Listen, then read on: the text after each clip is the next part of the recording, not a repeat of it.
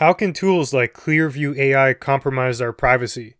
I'm Marco Perry. Welcome to the Perry Platform.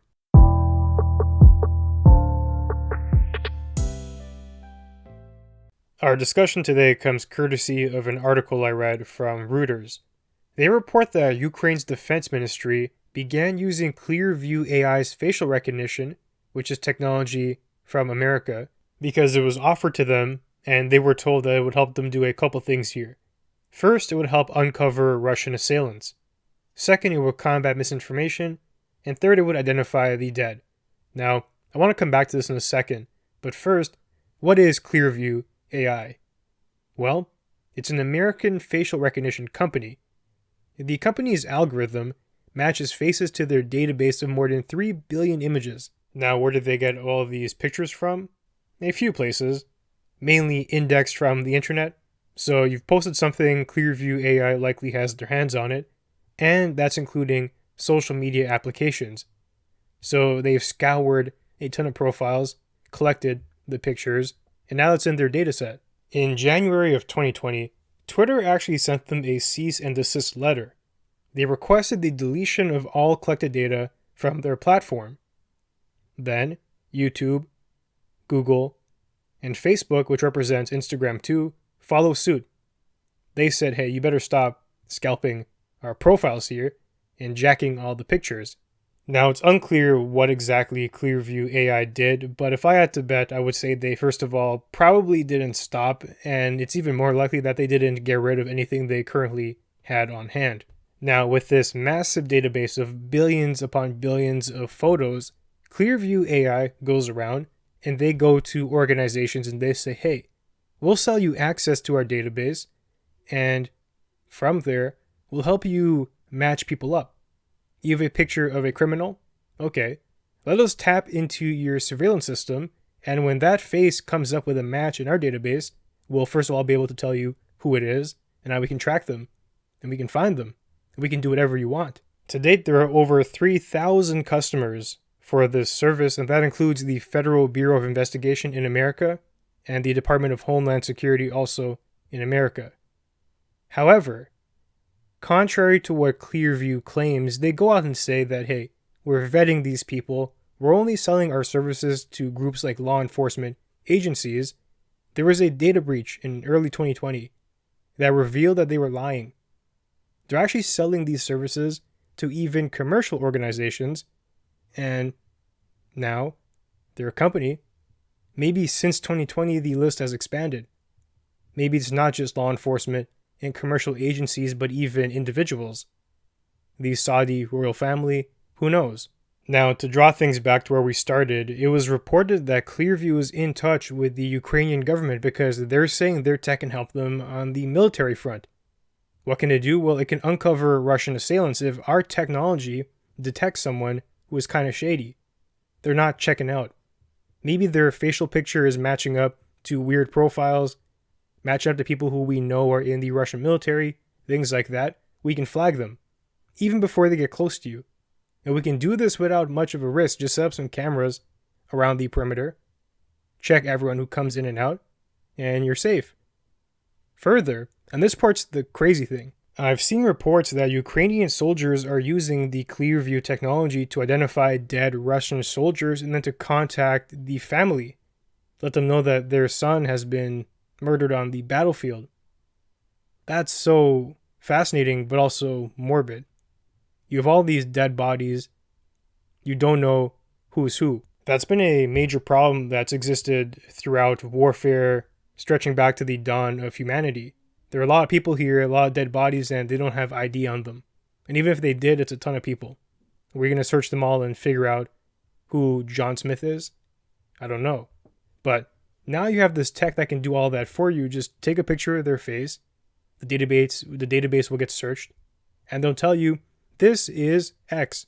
Here's where he's from. And it even is giving you contact information for their family. Now, I guess on one hand, the positive there is the family can get some closure.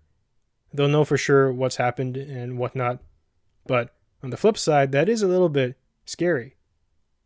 It is a little bit unnerving to know that this is where tech has gone to. Now, this dichotomy of utility and creepiness is where I want to draw our attention to.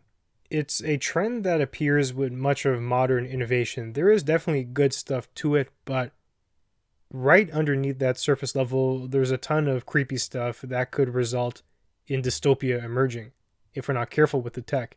The power of this technology is immense, and even just sticking to the Clearview example, you can ask yourself, well, what can it do? Well, you can actually imagine the total elimination of problems like criminals hiding and getting away.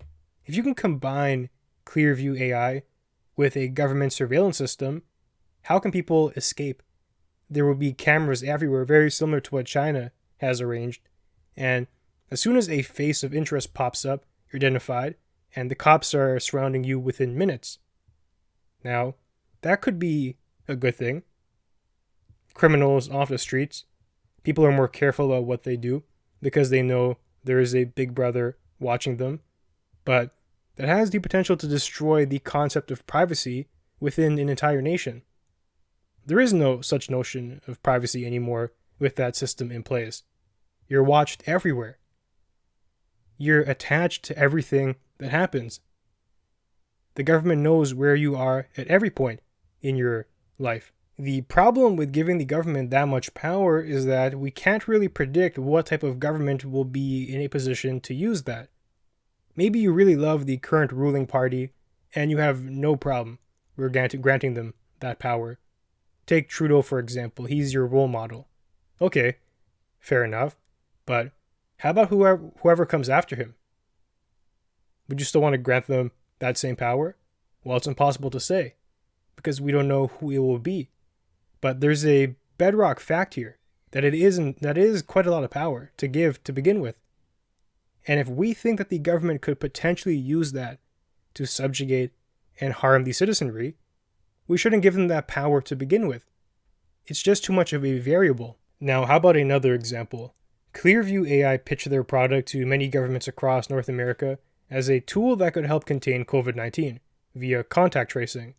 If somebody was infected and they broke quarantine, they could be spotted, identified by the AI, and then either forced back into their home or fined, whatever it is. Now, on one hand, you can see some utility there. Of course, we want less people infected with COVID, but on the flip side, it's a lot of power again.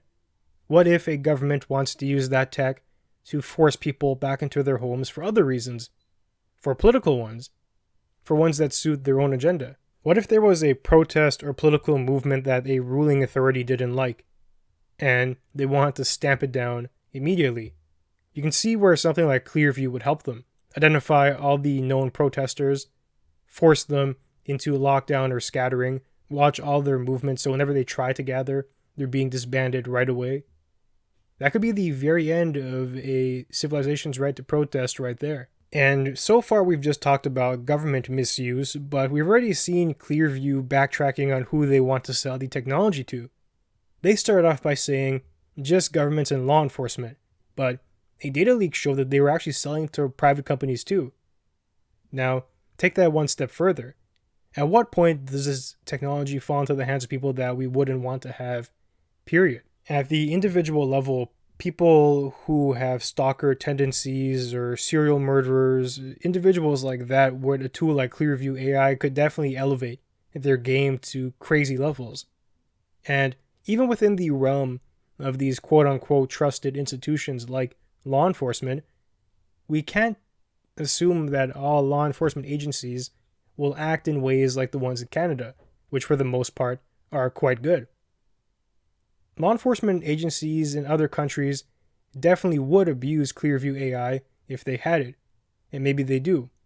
It's unclear who exactly the complete client list is for this company. Countries around the world really have to begin to ask themselves, what level of privacy do we want to have?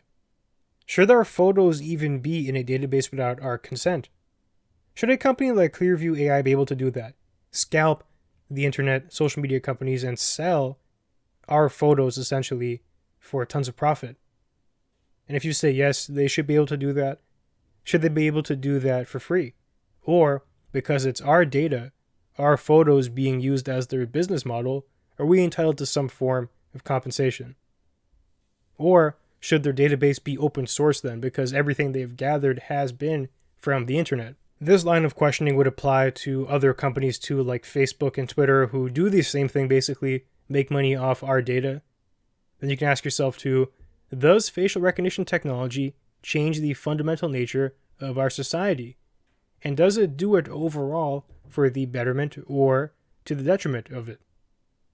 That question is a little bit more tricky. It would come down to what you value.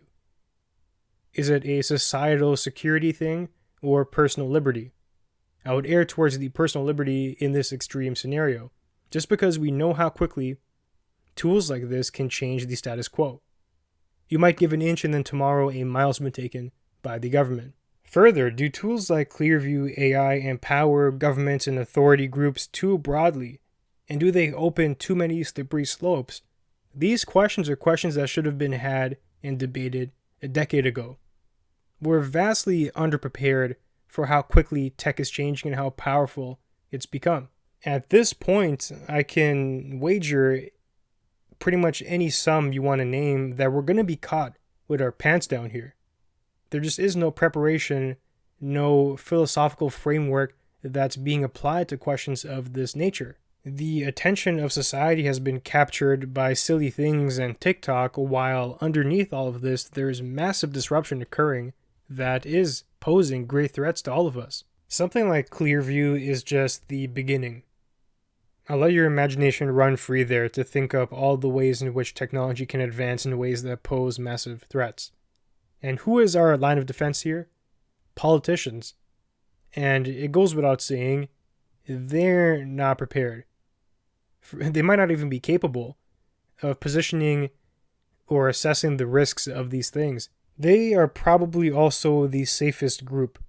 If a government were to abuse technologies like this, the politicians will be part of that abuse team. They'd be the ones who are using the tools to the benefit of the elite, which would be the government or authority figures in this case, to the detriment of society at large. So they don't really have the best motivation. I know they're underskilled, and if you need further proof of that, check out the various clips of Congress people, politicians having to interrogate big tech CEOs and ask them questions. If they can't even wrap their mind around the advertising business model, how are they going to wrap their minds around how dangerous this AI is? I can only hope that I'm at least slightly wrong in my estimations here, but I am a little bit concerned about how things are heading and just how underprepared we are for everything. But conversations like this are the first step. Even though the first step should have been had a decade ago, it's better late than never. So with that, it does bring us to the end of our conversation for today. If you enjoy the material, be sure to leave a review and share. That'll help us grow. And you can find me online at perryplatform.org and on social media at perryplatform. Thanks for joining me, and I'll see you soon.